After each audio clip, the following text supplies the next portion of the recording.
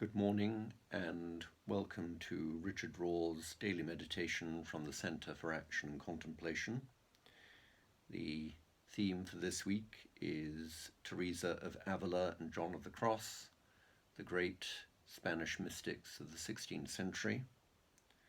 The theme for today is entitled Made for Infinite Love, and today is Thursday, April the 23rd, 2020. St. George's Day. And this is how Richard Raw begins. He says, Jim Finley, my friend and fellow teacher at the Centre for Action and Contemplation, began studying the mystics at the Abbey of Gethsemani at age 18 with Thomas Merton as his novice master. He remembers when he first read this excerpt from the prologue to the Ascent of Carmel by St. John of the Cross. A deeper enlightenment and wider experience than mine is necessary to explain the dark night through which a soul journeys towards that divine light of perfect union with God that is achieved, insofar as possible in this life, through love. The darknesses and trials, spiritual and temporal, that fortunate souls ordinarily overgo on their way to the high state of perfection, are so numerous and profound that human science cannot understand them adequately. Nor does experience of them equip one to explain them.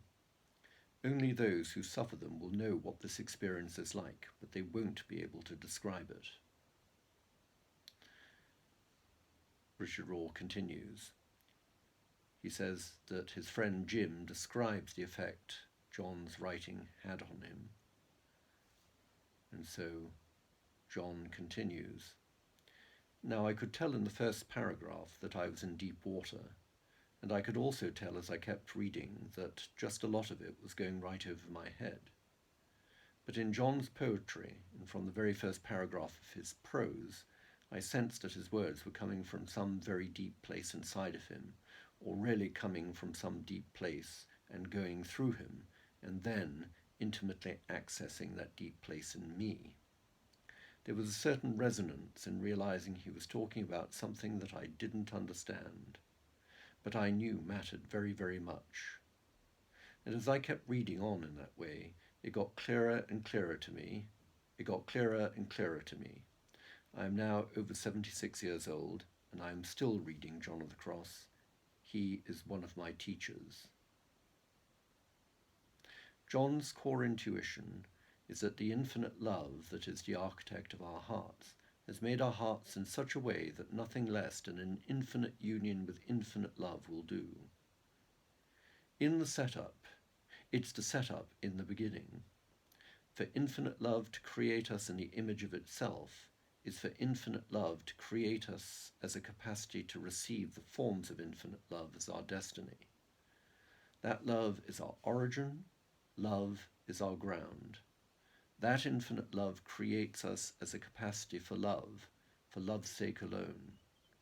Love is the fabric of the true nature of everything that's happening. This is the love nature of life.